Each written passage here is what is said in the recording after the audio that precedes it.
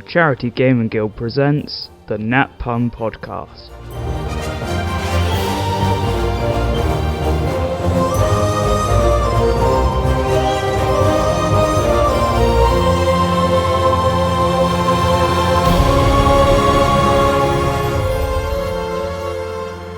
Are you sitting comfortably? Then I shall begin. Welcome, everyone. Welcome to the first episode of Downtime. A very good afternoon to you, unless you're listening in the evening, in which case a very good evening, or if you're an early bird, a very good morning to you.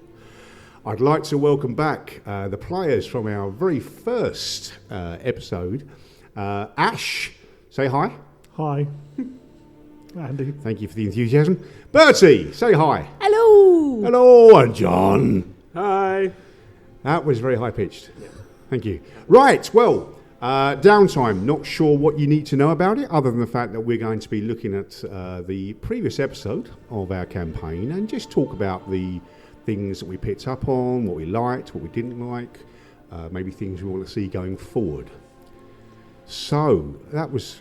Ash, it doesn't work unless you actually sort of say it. Mouthing it doesn't work. What do you mean, things you didn't like? Well... What do you mean? I poured my heart and soul into that. Yeah, the whole of session one, Ash. The bit where we nearly died. Ah, yes. yeah, nearly killing my character off in the very first, not even just very first episode, the very first combat. That was, not a highlight, but thank God for goats. That's all I can say. So, guys, open forum. I'm not going to sort of make you put your hand up. Well, I suppose that you could, but no. How was it for you? Stop giggling, Bertie. Yeah, how was it for you, Andy? Oh, it was marvellous. It was good. I think it's always a little bit nerve-wracking when you're starting off a new campaign because I don't think it matters how much prep you put into your character. You kind of go in and go, I don't know what I'm doing. And I find that you tend to learn who they are as you go. Like the accent that came out, not what I was going to be doing at all. And I don't even know where it came from. Can't guarantee it's going to come back again either. So you actually prepped for your character? With my many evenings of insomnia, spent about an hour and a half just laying in bed going, yeah, so she looks like this, and this is what she wears, and she used to be a bodyguard, but it was like a crap bodyguard. Well, not that she was crap, her clients, so it would be the beauty pageant winner of the local village, and that would be the person she would have to be the bodyguard for. So she just walked around while they were waving at people, and it was a very boring thing. So yeah, I put a bit of prep in to know where she was coming from. What about you then, John? Much prep? A little bit. Kind of had this idea, thinking about different characters, kind of had this idea for an old fella who actually, although he's like book smart, doesn't really know anything about the world, and being told you have to go and do a young man's game and just kind of see him where he goes.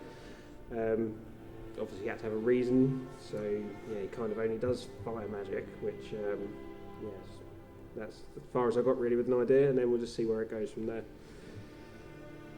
And Ash, I know you were DMing, but the character, the inspirational character of Andy, who I think sounds like he was a real sort of a hero, almost. Was that an on-the-spot based on me, or did you actually plan that? Hero is a strong word. It was a bit of both. Like, so when I prep as a DM, I have like core notes, like main narrative points and things that need to be gotten over for the story or for character development or something like that. But quite often there's just that one little note that says, by the way, this NPC exists, and then that just blooms into something beautiful. And one day we might see if Andy becomes something beautiful, but we'll see. Don't hold your breath. I wouldn't. So did the story go the way you wanted it? Yeah. Which is weird, and very rarely happens, to be honest. Normally you end up like trying to wrangle players back round to actually make a cohesive group. There was one point at the start where you went off to the tavern and Adonis decided to wander off to try and play some games, and Vesper. Wow, that was bad. I need to totally forget the character's name. Vesper was the only one that said, "Town Hall, this is what we're here for." I'm like, oh, okay, so we're going to have to bring you back together somehow. Somehow this is going to work. And then luckily, Bo did that for me, so I didn't really have to worry. And then, John, you decided to go to the tavern as well. So you guys made my life very easy.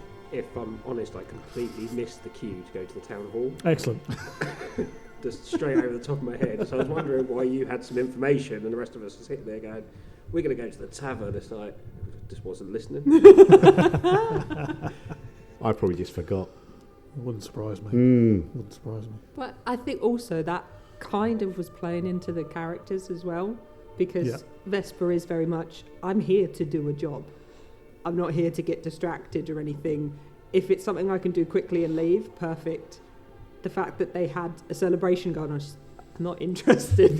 This isn't the reason I'm here. Whereas with like G's character, he'd be like, yeah, I want to go to a tavern. That's more interesting than going and seeing this guy that I've forgotten I need to meet. It was good because none of it felt forced to me. Obviously, as a DM, I sit back and watch what the players do. But like you just said, it felt like you all did what your characters would do and behaved in a way that was true to your characters, which was nice to see. And then it did come together in the end, eventually. After you had the dwarf come and save you. I mean, I'm sure our characters over the coming weeks and months and years will develop. But do you feel that your character started the way you wanted to? Is there anything you would change from the last episode? I think for me, I'm kind of happy with the start. It kind of sets out who Adonis is. Quite happy to kind of follow some people who he thinks know what they're doing, although as a player I'm not sure if we know what we're doing, but in character Adonis is pretty sure you're not competent, so I'm pretty happy with that as a start, and then like you say, just kind of grow from there and see where it goes. For me, it was the thing that I realised after the fact, in that I should have had a shield, and so potentially could have not died in the combat, but you learn as you go. So that was the major thing that I spotted that was a glaring mistake.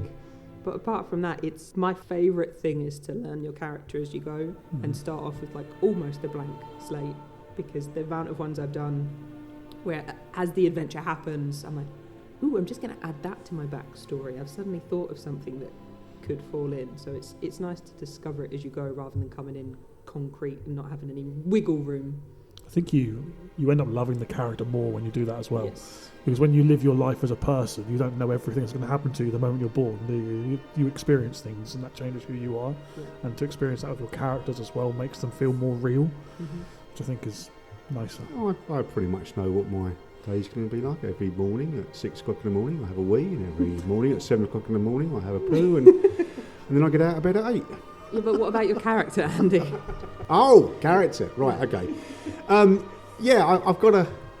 John's lost it already. Thank you, John.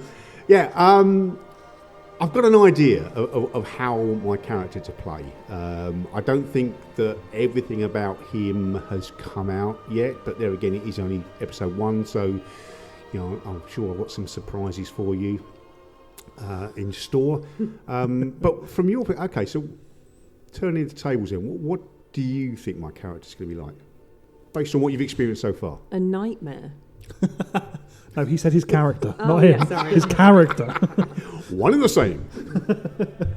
I think for a little while, he's probably going to be sitting on the outside and almost there, kind of going, I'll get involved if I feel I have to, but unless I can see some benefit out of it, I'm not going to just yet. Never leave us to die, I don't think. We'll always join in before that point, maybe. But yeah, that's kind of how I'm seeing him at the moment. Yeah, it was because you very much started off of, how much money do I get if the others don't come back? And, north is that way, or wherever it was. But actually, in the combat, you came over and you healed me. So I think it's more a case of, I'm going to play as if I'm this aloof guy who doesn't care about the others. But I think you're actually a good guy, maybe. I think that maybe. The tell might be the fact he let you go down before he healed you. Yeah. Just a reminder, I was already down at that point. Oh, yeah. That would make it difficult. That would. I agree. Yeah. I can see Yeah. I see your point of view. Yeah, sorry. yes. Have you had experience in DMing before? Once or twice. I'm not very good though. Oh, he's fishing for compliments, guys. No, I'm not. Sorry, you're great. Yeah, Ash, you're the best DM we've had this week. Well, John can't say that. He was playing D&D last night. When does the week start? I don't know. Monday or Sunday. No, that's fair enough.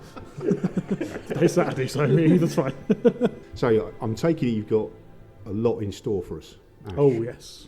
I was looking at you as if everyone could see who I Everyone was looking knows at, who but I'm they didn't. addressing. That's why I did Ash at the end, just so they knew. The question is directed to Ash, the DM. Yes, I have a lot planned, and I don't think you will see the direction this campaign is going to go in. I don't think you'll see the direction it's going. It could be a bit wild, a bit crazy, but it's for long-time listeners and players in the All Havens. It is some new stuff in there as well that we've not really touched on before, so we'll get to explore that in a bit more detail, a bit more depth, which would be cool. It's part of the world that's not really been looked at too much either. Kind of in between those two mountain ranges is quite clear and empty. So we've got a nice little space to play in there as well, whatever we want. And of course it's canon. So I'll draw, or I did it last session or first session, drawing in lots of references from other campaigns and games that have been run. So there's all those little Easter eggs for people to find and enjoy. The session that we're talking about now, the Obsidian guys, they will get a lot of Easter eggs from that especially, and there'll be plenty more to come. So out of interest, I know that during the introduction you sort of spoke about the different regions within the All Havens, and you mentioned the characters that sort of lead those particular cities and regions. And they're all, for those of us familiar with the All Havens, they're all characters that we're very familiar with. But do you have any plans, perhaps, and maybe this is me making a suggestion, to bring in actual player characters, even as NPCs? So famous characters from out the world that we've come across in the past. Well, it's funny you mention that, because it's happened already. There are characters who were player characters and are now NPCs. Probably the most famous of which is probably Zaphon, who was my character who's now a god. Even Targwyn was a player character at Dark Ascension and became a god as well. Yeah, I know you've done this in other campaigns. I was just wondering whether we... Oh, and this campaign, you guys specifically here now? Yeah. Oh, I don't know. We'll have to wait and see. Possibly. There's some big changes coming for the world as well in November at the World Anvil. That could be confusing for us, though, if we end up having one of our own personal characters as an NPC in this game and we have to play two characters simultaneously. But there again, I do often have conversations with myself, so it might become more natural to me. Well, you already did it in this episode, so... That's true. The very episode you spoke to yourself. That's true. Well, no, technically I was speaking to my spirit. Can you give us a bit more detail on that, or is that something you want to hold back? Yes, I mean, as that particular race, I do have an inner spirit. I mean, I've got to admit, I was deliberating because the rules are a little ambiguous, because it does say that we can't communicate directly with our spirit, but then there's a table you can roll with traits, and one of the traits is I speak out loudly and have audible conversations with my spirit, and that's the one I thought I would opt for. So you will, hear me have conversations with Tash, my little spirit, and I imagine that they are going to give you a bit more of an insight as to me as a character and my drivers and motives and the like. So yes, watch this space. Or no, you can't watch this space. It's a podcast. Listen to this space.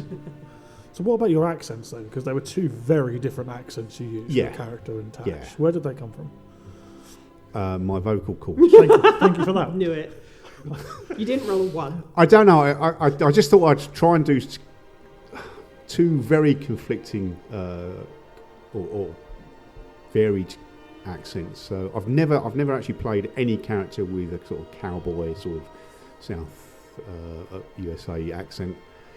And the other one, in case I'm not sure it was that good, but it was supposed to be Brummy. I think it came over as Brummy. Yeah. So I just thought, complete contrast might be fun. Nice. I always, I have the same thing as you, Bay.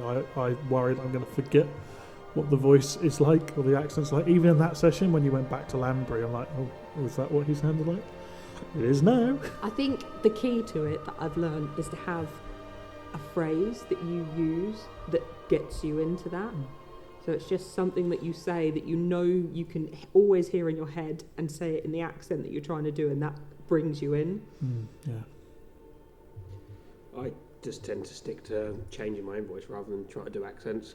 I tried it in one of our other campaigns, doing an Australian accent. It lasted about 3 sessions, and it just got like as soon as we got into combat, it got forgotten, and it just never came back. So I tried to change up my own voice rather than doing accents. So I've gone the other way in the past. I think the first, because I've only been into D&D relatively short period of time, and I blame Ash for dragging me into this, but I think the first time I was conscious and I just used my own voice. But as I got more and more into the character, that voice evolved, and I went from talking like this to talking more like a bit of I'm not quite sure what I'm supposed to be doing, so I'm not overly bright and I'm not quite sure.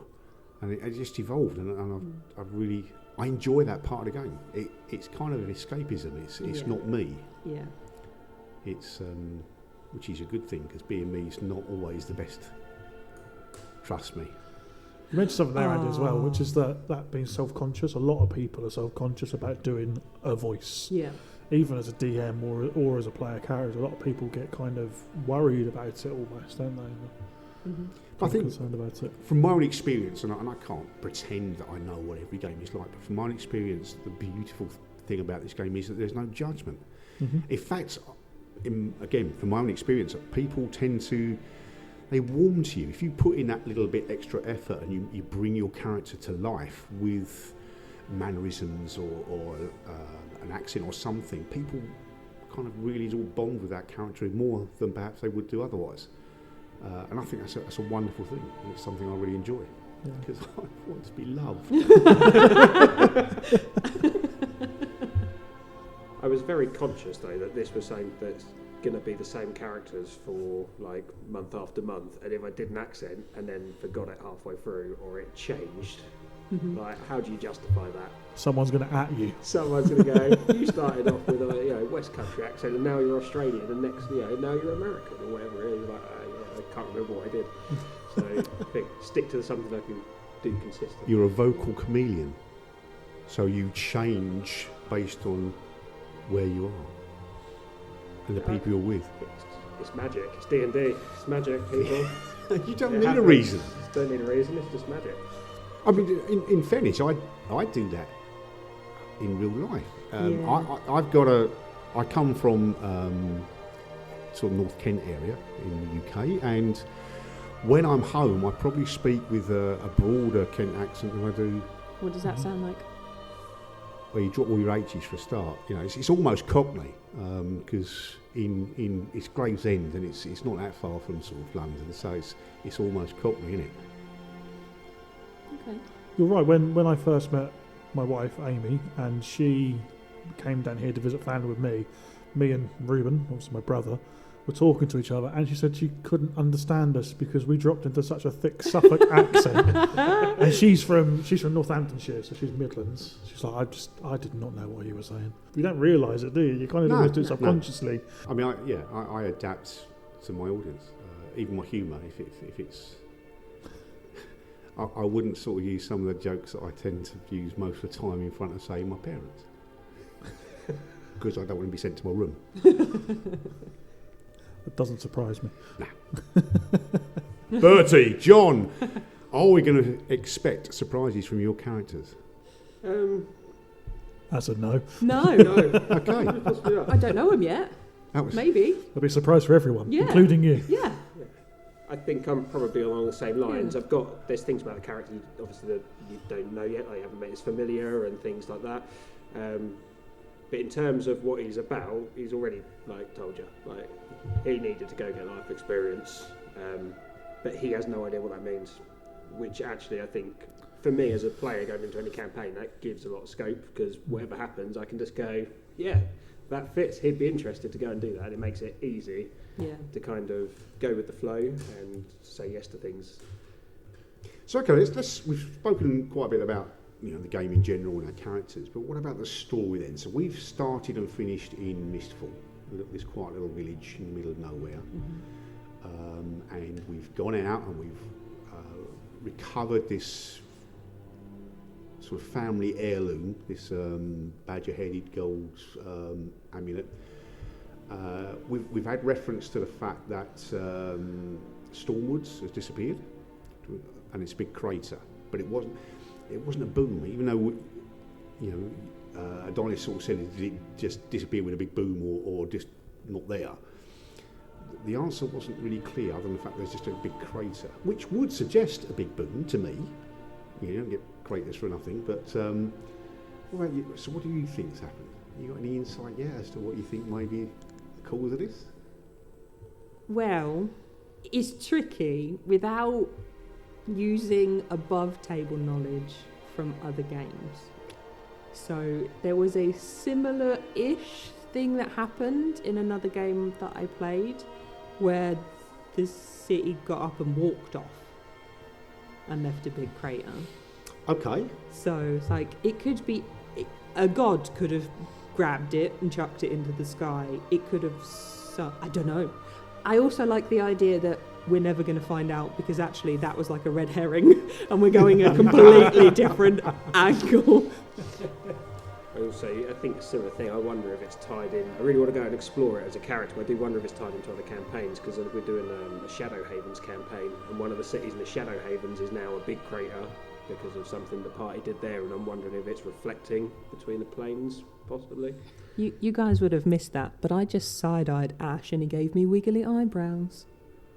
I did not give you a slow wink. No, that's there true. was no slow wink. Just put into, because that's one of the things as well, is that even though loads of different people are playing different games in the All Havens, we're not necessarily aware of what's happening in those games. So we wouldn't have known that, in this campaign, a town's disappeared. In this campaign, a town's disappeared. So, tell us, what do you think, listeners? I've got to be honest, that was the first I'd heard that a town had disappeared in another campaign. But that's, because I never get to play in them. Andy, if you head over to our Facebook page, which is facebook.com/CharityDND, and have a look at the events section, you can sign up for all manner of Dungeons and Dragons events, playing alongside the likes of the four of us. Yeah, but you always make them play on a Friday or a Saturday when I'm not available. Well, why don't you arrange something? Yeah, but then I've got to run it rather than play it. Well, I guess we'll just have to wait till next time we play this campaign then. So, next thing I want to talk about, there was reference to the Brackenbridge family, and we know that there's something not all above board about that family, how they disappeared after the death of King, what was his name? Bowsen. Not Bowser. Not Bowser? Not Bowser. No. No Mario involved? No, Bausan. Okay. So, do we think that's going to be a big part of the story going forward? I'm not sure, because it was more discovered just due to a good roll. It wasn't necessarily a nugget that seemed intentionally shared. So I don't know if that's just a nice little Easter egg or if it's a thread we're going to get to follow. What do you think? I was kind of thinking the same thing. I know Ash loves to put in a lore dump when we ask questions of Roll a Good History, and quite often it never comes up again. It really doesn't, does it? We find out all this cool stuff, and that's awesome. We start connecting threads, and it's not anything to do with what we're actually doing. It's just a part of the background of the world, which obviously makes it all feel real and alive. So I'm not sure. I think we're probably going to end up moving away from the village at some point, and that's kind of just going to be left hanging in the background. Oh, I'm not. Gut feel. I'm going to investigate in more depth this Brackenbridge family. Split the party. Yeah. The entirety of the next episode. That's all I'm going to do. I'm going to be on Ancestry.com and all sorts. It's really interesting, sat here, obviously knowing what's going to happen, to hear people speculate about this kind of thing. It's a privilege of being a DM, is to hear your players speculate about your story.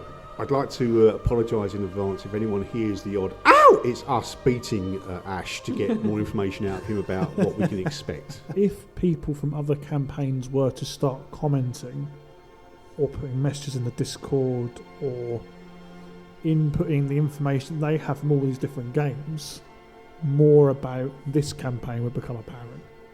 You would join those dots more easily. The problem is, we run so many games now with so many different DMs in so many places and so many formats. It's really hard to do that. I think what the All Havens really need is like an adventurer's tavern somewhere in the middle, where in campaign downtime people can share their stories of their campaign, like we're gossiping in a tavern on the Discord. That's what you need. Ooh. New channel coming soon. But also, are we allowed to know this information? Because I know that sometimes the games run at slightly different timelines to each other. So I wouldn't want to read it in case it's some little bit, a nugget gets dropped that's like, but you can't know that yet because that doesn't happen for another 3 months. I think that's part of the DM's role in the game, though, isn't it? Okay. Like, so as players, we all have above table knowledge, which you've already mentioned, Bertie, about the town that got up and walked off. It's Chris's campaign, I think that happened, wasn't it? Yeah. But if you bring that to the table, then it's the DM's responsibility to go, oh, actually, Vesper wouldn't know about that. Yeah. So what would Vesper know? What would Vesper do? And then as players, you have that responsibility to act in line with your character's knowledge. But then you as the player get to experience all of that and join the dots together on another level as well. So you kind of can enjoy the game on different levels. And part of the fun of D&D is that role-playing aspect of acting in a way that isn't knowing everything. Acting dumb, and you said it as well, Andy, didn't you? When you first started playing, having that character who's a little bit stupid to kind of make you feel a bit easier about how to play the game or how to role play and things like that. And it just came naturally to me. I think I'd agree with that though, Ash, because it does take, there's almost like two things going on, isn't there? Like you've got your session notes and what your character's doing, and then above table and outside you go, oh, this links to that other game, that one shot we had, or the November game last year, or a name drop somewhere suddenly sets off all these things that you kind of go, oh, I can see the threads coming together, but my character's got no idea. There's a great example of our Tuesday night campaign at the moment where you're currently not playing, but the rest of the party are, but you are still sort of playing. At the same time, we've kind of got that slow burn over Discord, and it's being able to build that knowledge, and then when you come back together, pooling all that and getting that above table knowledge, and then working out what your characters know.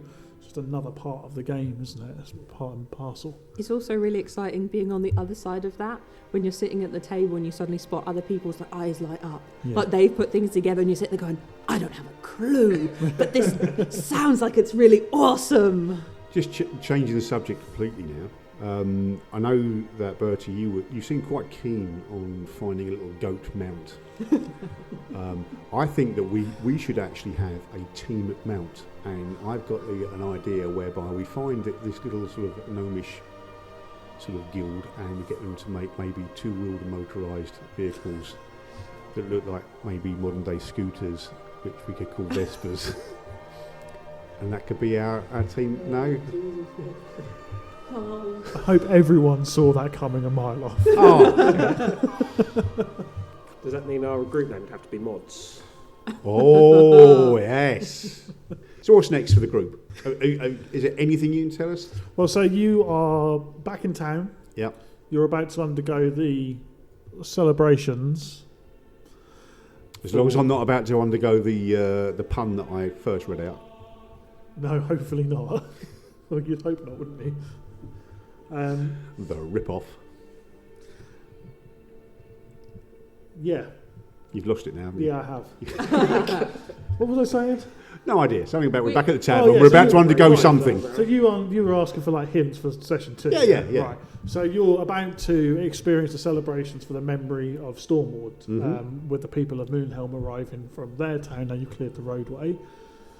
The celebrations will not go as you expect them to. I mean, I think that's a guarantee. It would be more unexpected if nothing happened. It would also be pretty rubbish Yeah. if nothing happened. I don't want to say too much and give too much away. I want you guys to enjoy it as it happens. Do you think we'll survive that episode? Given episode 1, probably not. Okay. But hopefully, fingers crossed, we won't have to send in Andy on his goat to save you again. So we're having a long rest, so that gives me time to reapply my makeup, abs and pecs.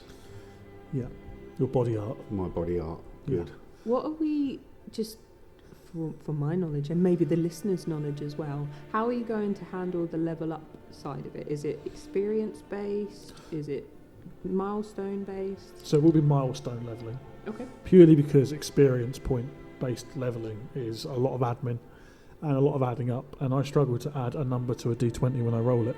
So doing thousands of experience points probably is not the way to go. So every episode we jump 5 levels. No. Okay. No. There are ways you can jump multiple levels at once. Skip a few lessons. Yeah, so you won't be able to go from level 3 to level 6. There's ways that could happen in game if you play your cards right, I suppose. Is that your prompt for me to get my magic trick out? No. No, it isn't.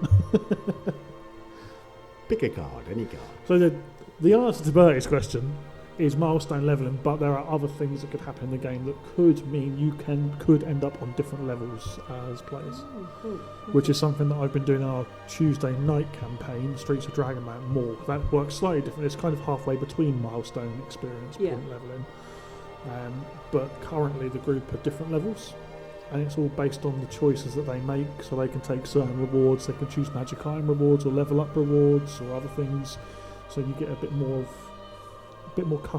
control over customization of your character and what you want them to do, and how quickly you level up as well. Which is going down great. Everyone's just choosing level up pretty much. Pretty much, yeah. Although Jason jumped 2 levels in the last session and is now level 8, where the rest of the group are level 5 or 6. So Bertie, I know you kind of actually I can't remember whether it was something that was recorded, but you did make reference to fan art. Yes. What are you looking for? I just love it when people use their natural given skills to create things. So I know that in our community we've got some very creative, very talented people, and I would just love to see some fan art. Whether it's our characters, it's the Andy dwarf on the goat, which I would love to see. That would be amazing. But also, maybe if we've got some musicians out there who could put together maybe a little jingle for us as the Nat Pun podcast.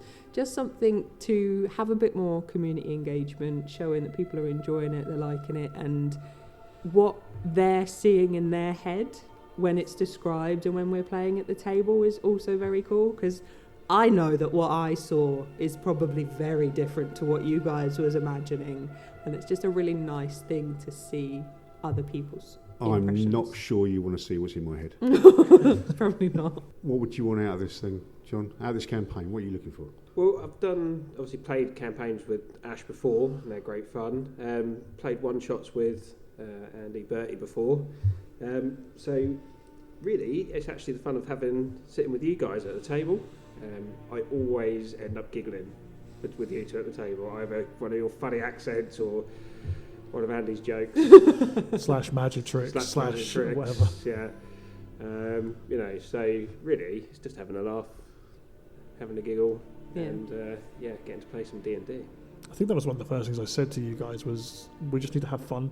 Yeah. Like if we have fun, it will come over on the podcast. Other people have fun as well. And I think that kind of resonates. Yeah. It's a game. And it's being in the same room. Yeah. It's real people. You're real. I can see more than just your head and your shoulders, or just a black screen. Yeah. It's so cool. It's still worrying though when Ash still gets Wi-Fi drop out and Yeah. he just stops moving and talking. Yeah. Yeah, my technological challenges have not changed. The DM buffering. The face-to-face aspect I always really enjoy. Yeah. I find it makes it easy. I always find playing online a little bit difficult with the interrupt, like the little bit of just a tiny. It's only half a second, but when there's people cross-talking and stuff like that, everyone kind of stops. Just being in a room where you can see each other makes it a lot easier. And it's also the fact that you're picking up on other people's body language. Yeah. Like someone might not be talking, but they're reacting to what's happening, and that gives you a better understanding of, oh, this is what their character's thinking. Or you saw a little look there, or maybe you might not know it's happening, because obviously it's just our voices. I go, I'd just like to insight this character, because I think maybe something's going on. It just gives another level to it. It's actually a campaign I'm playing at the moment which relies on being in a group together to pick up on other information other than what's verbally communicated. So being together, physically together, is massive, and I think we during COVID, especially, we lost that with D&D, and a lot of groups moved to digital virtual tabletops and stayed at digital tabletops. Yes. And we did during COVID. We moved onto that virtual platform, and that enabled us to keep going, and still build our community. And now we do both. Mm-hmm. And it's the in-person ones, I think, they're so much easier to engage with because everyone makes the commitment to turn up and to physically be there. Yeah. It's much easier when you're playing online to be in your living room or your home office or whatever and go, I can't really be bothered, I'm going to go and get a drink, or just going to nip off and do this or that or whatever or the other. Online shopping, yeah. Well, Andy's been online shopping while we've been sat here. Yeah. Oh, absolutely. Yeah. New magic tricks. He's buying us all goats. I think, when they Or canoes. Yeah. kayaks. When I run the face-to-face games, I mean, I get stupidly excited because, I mean, you know what I'm like. I want to sort of, okay, what's the biggest models I've got? What are the biggest monsters I can put on the board? And that needs painting. Right, get the paint out. And I just love that. You know, I just love seeing people's faces when I undo a box and there's this huge, great, big monster. Like, oh my word! And then I kill it. Which is a bit like my online gaming or tabletop gaming in real life. I spend hours painting models. I strategically place on the board. I roll a dice. I say fuck and then take them off the board. So Ash, is there anything you're looking? What do you want out of this? What does this campaign mean to you? So, campaigns in general to me are really important because that's when you develop the lore of the world. And without our campaigns running, our world would be lots of little bits and pieces. But the campaigns are really important for pulling those main kind of story arcs together and drawing that narrative thread through everything. So bringing in those one shots and the other campaigns and tying it all together is what makes the All Havens the All Havens. So I'm looking forward to developing more of the lore and the background and I nearly gave something away there. And other stuff, which is coming in this campaign, which we're going to explore, which we've never explored before, and that's what I'm excited about. You can ask me as well if you want. Well, what are you Just looking to get out of this campaign, Andy? Oh, thanks for asking. I got you. I think very much in line with what you all do. I mean, it's about spending time. I'm using my own creativity to develop my character, and my character will evolve. I mean, I'm sure you've all had the same thing. You start with a character, you may have some ideas about it, but it will evolve based on your interaction with your friends and also the story. So I'm looking forward to that. I'm looking forward to getting out of the house and avoiding all the jobs that my wife asked me to do. I mean, that's a huge one. Just don't let her hear me say that. Don't worry, this podcast isn't going out publicly at all. Don't worry. Good. And just being part of the story. You know, we've all been part of the Charity Gaming Guild for a number of years now, and to see the world develop and see the stories in different parts of the world all interlock and have an impact on each other, and to be part of that, I get a real sense of satisfaction. And if I can hear any pun that I haven't heard, and let's face it, that's unlikely, then bonus. I agree with what you said about watching the world develop and see how it all comes together. Because right from day one, the idea or the unique selling point of what we do is that our players write the story. Mm-hmm. Like the DMs set the stage, but the players are the characters. And if in our November games the players cock up massively and kill everybody, that's what happens, and we'll deal with that narratively and how that impacts and affects the world. And I think that's what makes the difference between us and other settings. So if you're playing in Faerun, for example, there's a massive lore. Yeah, I can really relate to that because recently there was one of our face-to-face events where Mara, who you've made reference to, I mean, she started life as an NPC, and she was a child that one of my characters founded a cabbage. Yeah, took in and almost adopted her and protected her. And when she was in this story, and without trying to give too much away in case people haven't seen the story, but it was the risk. She was at risk basically. And as a DM, I was threatening my players: if you hurt her, he was. You're going to die. There's no ways about it. I will fudge the dice rolls, and you will die. But that's testament to all of the games we have and how it all links together, isn't it? That you've got that much kind of buy-in to that NPC. Yeah, it's an emotional investment yeah. in a character that doesn't exist. Doesn't exist. But to me, they're not she's real. very important. You didn't even make them. They're just a non-player character that was in the Company of Fate campaign, Yeah. the first like proper campaign that I did, and it's just kind of bloomed massively. And now, if anyone mentions Mara being in trouble, they'll have to deal with Andy. Oh, yeah, absolutely. The amount of times that I have been brought to tears in a game, tried to not make it obvious, where people have referenced like one of my characters in a different setting, and the first time it happened, I'm getting emotional now. It's stupid. I was so emotional because it's so much more different when you're playing a standard D&D game of a book, and it's like, this is what happens, this is the options, and then it ends.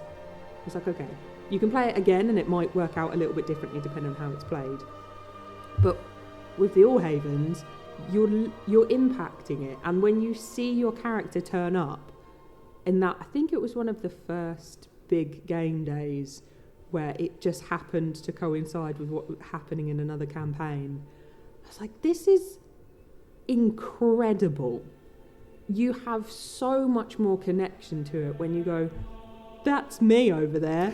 That's my character just passing by, and it really is emotional. I get quite teary about it, but in a good way.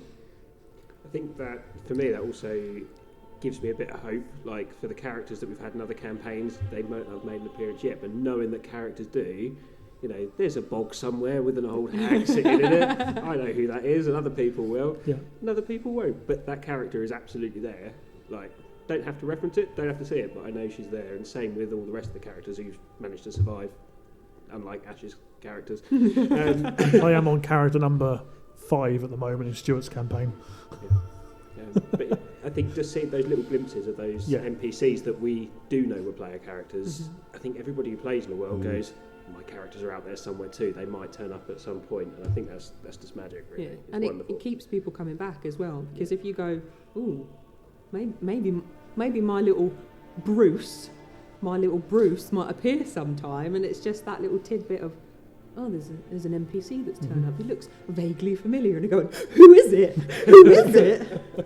Sometimes you do have, I mean, again, from my own experience, you've got to be careful how you play your character, because having your character remembered for an act of heroism is fantastic. But when your character is remembered more about how he uses a squirrel's tail to wipe his backside, not so good.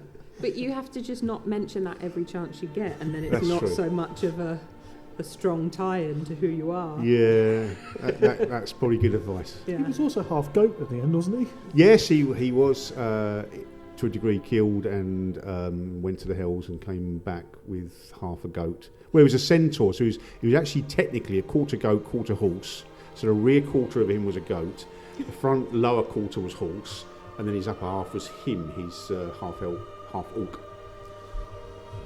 Sounds a mess. Yeah, he was a bit of a mess. But he did because of that, he was able to have a rather unique weapon. So he was able to excrete rather potent goat pellets, which he then picked up with a sling and shot at people. Nice. Lovely. You can't be surprised that you have these references to your characters when it's always poop related. I have a question. How did you track ammo? Created it himself. Didn't need to. It was all about what he ate. It was what went in the top end, informed what came out of the bottom.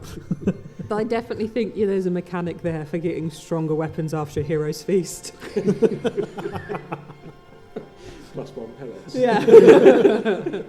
So I think it's fair to say that we are very much at the start of this campaign, and we hope that our listeners will join us for every episode and enjoy the way that our characters develop and how the story arc goes. Perhaps a little wry smile might come on their face as they see the amount of effort that John, Bertie and I will put into ruining Ash's story.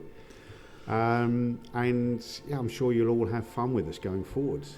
Is there anything else that anyone wants to add before I bring this particular episode to a close? I think there's only one thing. We mentioned it earlier about miniatures, and I don't want our listeners to think that they're missing out. We don't have any minis. We don't have any terrain. It's all theatre of the mind. So you are not missing out when it comes to that. If you hear something described, it's not really here. That's true. Apart from the one session where Andy will turn up in fancy dress. Drag. Fancy drag. Fancy drag. That one's a YouTube special. Yeah. YouTube Christmas special. Yeah. So, a fond farewell to the probably one, maybe two listeners that we've got at the moment. Three. Hope you'll... 3? Yeah. Oh, wow. Well, at least one of us isn't going to listen. And join us next time when our characters Vesper, Adonis and G will put the world to rights.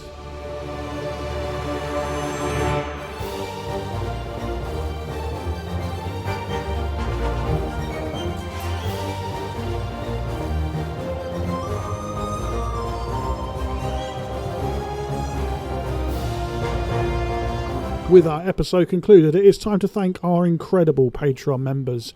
So here we go. Ruby members first. Paul C, Lil May, Joshua, Jason, Dave, Claire and Alberta. Thank you so much. We only have one Sapphire member. That's Gary. Thank you for your support, Gary, and for being a Sapphire member and flying the Sapphire flag. Into our Emerald memberships, we have Stuart and Rebecca. Thank you for your support there. Our Diamond memberships now with Zeke, Martin, John, Lizzie, Chris, Bertie and Ash, all Diamond members. We then have our Obsidian members. We have Becca, Niall, JP, Dave, Ethan and Ant. And finally we have our Ruling Council members. We have Chris and Sophia. Thank you so much to all of our Patreon members. You make what we do here at the Charity Gaming Guild possible and are a huge part of supporting these incredible organisations. Without you, we couldn't do what we do. If you want to shout out, you want to hear your name on the Nat Pun podcast, head over to patreon.com/charityDND. Sign up for any Patreon tier and you'll get a shout out on the podcast too. And as part of the higher tiers, you will be hearing from some of our members on the podcast in the future. We'll let you know when that's going to be.